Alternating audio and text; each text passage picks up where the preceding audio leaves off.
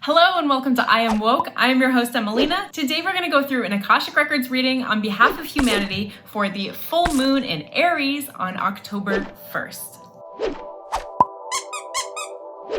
Akasha is Sanskrit for ether, the substance from which all things are formed. The Akashic Records are a sacred, multidimensional library of light where there is a record or database of every thought, action, and intention for all souls. There is a record of all past, current, and future events in all timelines and all dimensional space realities. And so to acknowledge the forces of light, we're asking for guidance, direction, and courage to know the truth as it is revealed for the highest good and the highest good of everyone connected to us. O Holy Spirit of God, please protect me from all forms of self-centeredness and direct my attention on the work at hand. Help me to know humanity in the light of the Akashic Records, to see humanity through the eyes of the Lords of the Records, and enable me to share the wisdom and compassion that the masters, teachers, and loved ones of humanity have for humanity.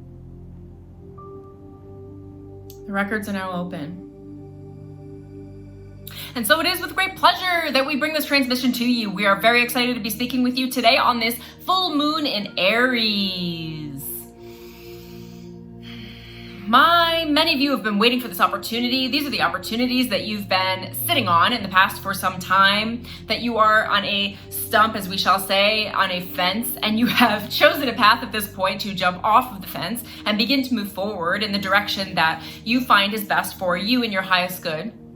Many of you are looking for permission to leap, permission to move forward, permission to feel and be assertive with your needs and desires while you are here in this incarnation.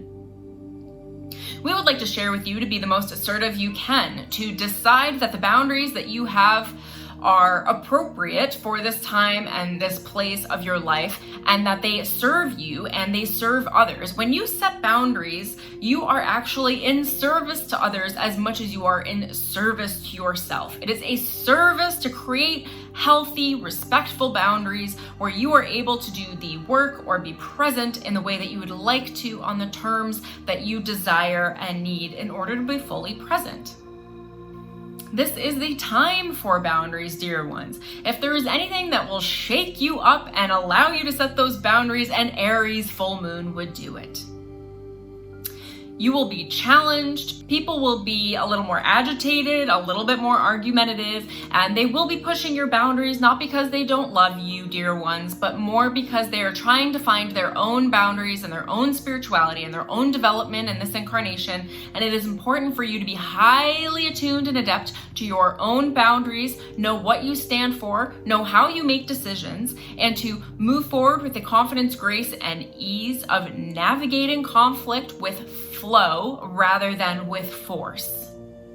There are two ways that conflicts can be resolved. One is through force, and the other one is through moving with the flow of everything that is. Dear ones, at this time, we do recommend that you move with the flow of the universe. If things are coming into your path that seem as obstacles, they are there because actually your spirit would like to redirect you, and that redirection is in service to you. So instead of getting upset and angry with the obstacles on your path, pause and decide to flow. See the redirection, move with the redirection, and you will go exactly where it is that you've been wanting to go this whole time. It is as if you are driving down a highway. If there were signs on the highway that said this lane is closed, is because there is a car accident or something else on the road that is an actual physical obstruction. It would then be, you would clearly see it as a service to you to find the detour, so that there would be a sign that has a detour that guides you off into another path. You would not be upset about the detour sign, dear ones, because it is in service, because it's avoiding the path of destruction that was ahead of you otherwise. So when you go off path, rather than digging your heels in and getting frustrated and going, why me? Why is this happening? Why didn't this go as I planned? Very little goes as planned, dear ones. Move with the new path that is bringing you on a detour route. It's just taking you on the way that your soul journey wants you to go, to lead you to the place where you are on your actual path, not dealing with the obstructions that come in the 3D dimensional reality. Right now, there's a lot of activity at the third density level.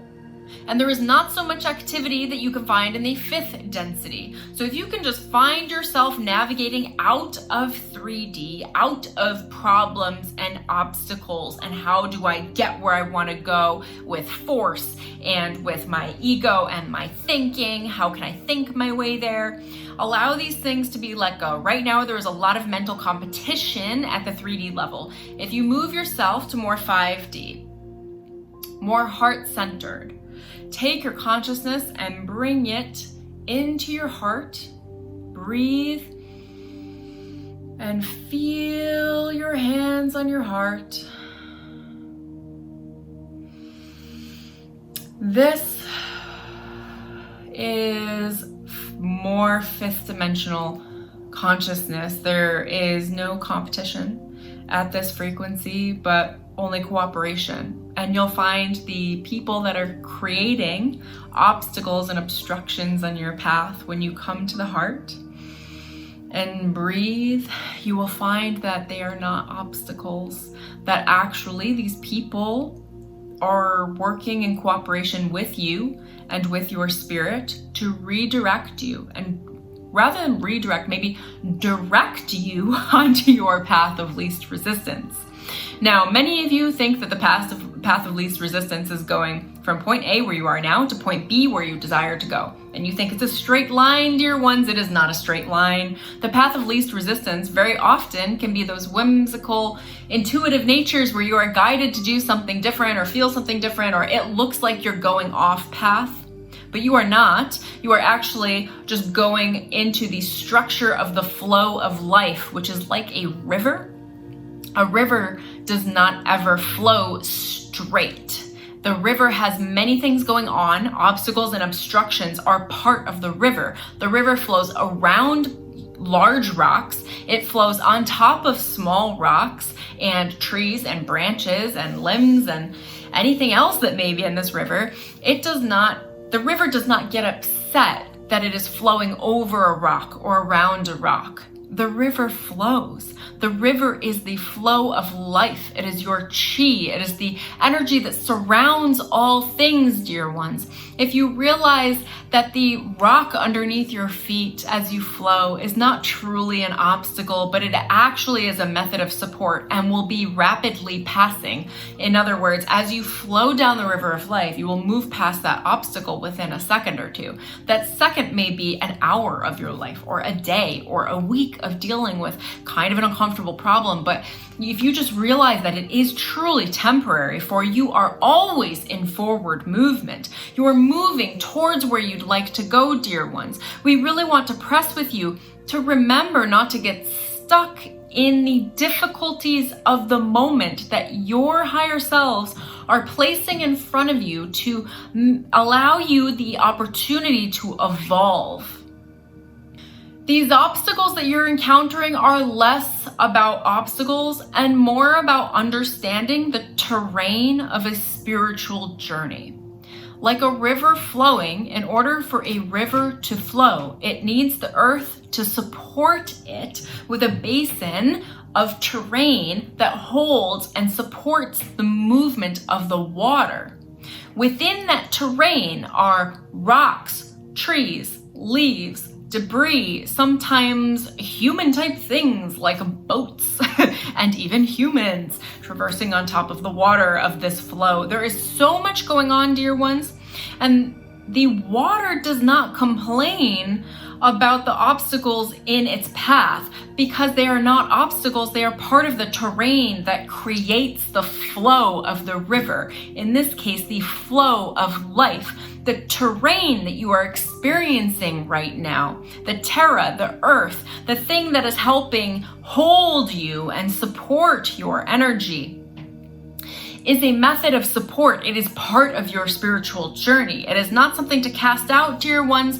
Many of you get very frustrated with your obstacles and throw essentially temper tantrums, and then you get upset that you have to deal with them, and then you get stuck in the moment. When we say stuck in the moment, we mean stuck in the perception of the emotion of something being difficult that is not really seen, should not be seen as a difficulty, but more of the path that allows you to be supported to carve your route towards everything you've ever wanted and desired. The terrain, the earth, supports the river in order for the river to flow, dear ones. You need the structure of the 3D world around you, including many of the characters and people that you find to be slightly unsavory or that you just rub you the wrong way. They're a little prickly. You don't like them as much as the people you love. They are there to help you create the basin of support that supports your spiritual flow. It supports your evolution. It supports your development. It is the container that allows you to be the expression of who you are, dear ones.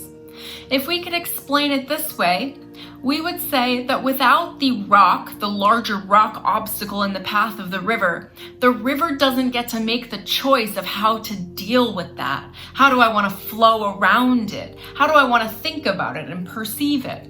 And those perceptions, those thoughts, those feelings in that moment of the challenge of the obstacle is the spiritual path, dear ones. The act of you making the choice in that moment, the actual process of you discovering more of yourself is the spirituality we wish for you to embody. It is filled with love and light. It is the purpose of you being in this 3D form here on earth. Many of you think that you are reaching enlightenment. You are going somewhere. But actually, the spiritual path has very little to do with where you are going and more to do with how you deal with the things right now that come up for your evolution. You see, the future really never comes to you. You never get to the future. The future is always ahead. It is a perception of time. Everything is occurring right now. So as everything occurs simultaneously in this moment, you can only be in this moment. So when an obstacle comes, it is your job to look at it, inspect it, feel it, see what this rock is all about, and decide, dear ones. The spirituality is in the decision of how you will express yourself in a healthy manner. How will you express your spirit when you come across anything? You are in this incarnation to learn about yourself. It is a tremendous, ever unfolding process of self-discovery. So rather than thinking that you're going somewhere and trying to remove obstacles off your path so you can sprint to enlightenment faster, which, dear ones, you can't. If you need us to knock on your little psyches and egos, we would tell you you cannot sprint to enlightenment. It's not how it works.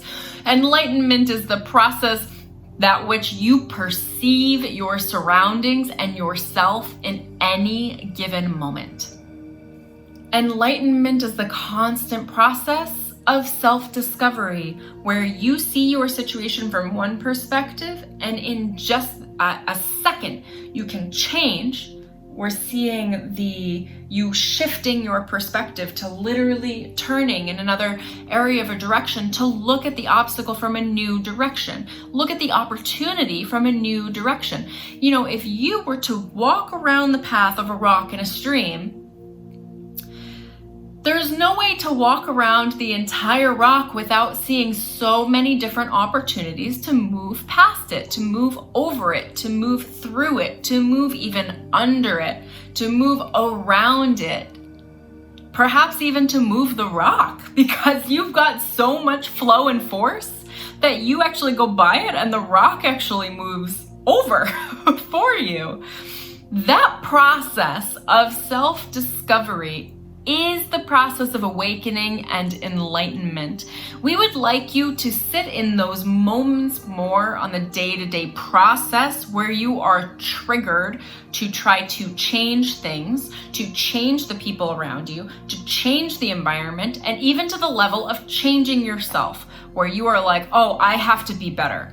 I have to wake up earlier because this is happening because I'm not waking up early enough, or, stop resisting the change. And the easiest way we can communicate to you to embrace change is to literally pick yourself up and move and sit down or stand, whatever you're doing. Move and change the view of your perspective.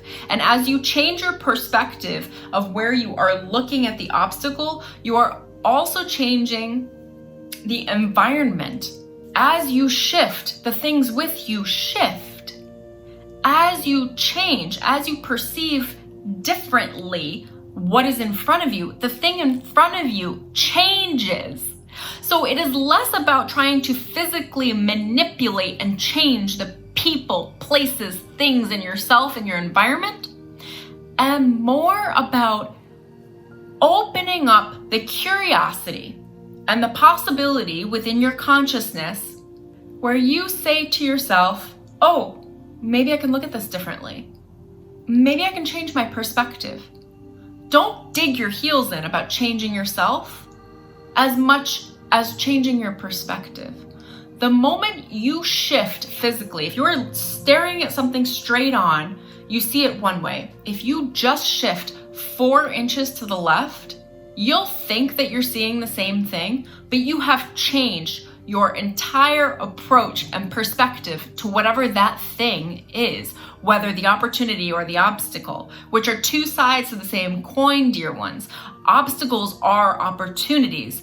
Opportunities come with obstacles. So if you're seeing many obstacles in your environment, you should feel blessed that there are so many things, opportunities coming rapidly to your way. It is just a point of removing your blinders. We are seeing blinders, dear ones, is how many of you look at your worlds and your problems. It's like a laser. And we have this phrase that we've heard you guys say that is, when you're a hammer, everything is a nail. We would like you to pull the blinders off. When you take the blinders off, you can actually see in the peripheries of what's going on over here. You can see so much more. All the opportunities come with the blinders off. And now the choice in each of these moments, the choice is to get out of your own way by allowing yourself the joy and the curiosity of saying, what is this? When the next time you see a problem, we would like you to look at it and say, what is this? It opens up the curiosity in the heart, dear ones. It allows you to connect to the possibilities of the quantum fields. And we want you to navigate your problem or obstacle, navigate the path in front of you by stepping into several different places around the path and say, what would I think if I did things this way?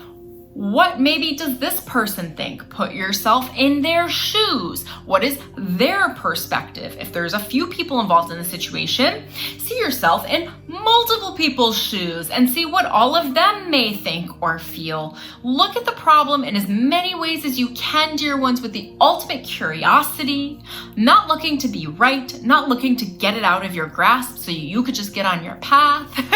But it really is truly about the lessons right now in this full moon. This Aries, more aggressive energy is going to be to look in multiple directions and multiple angles so that you can find the quality of assessing what the best path will be for you to move forward. And very often the path that is of the least resistance for you will come forward when you allow yourself to be curious to see how interesting or different the path can be from what you expected from this situation.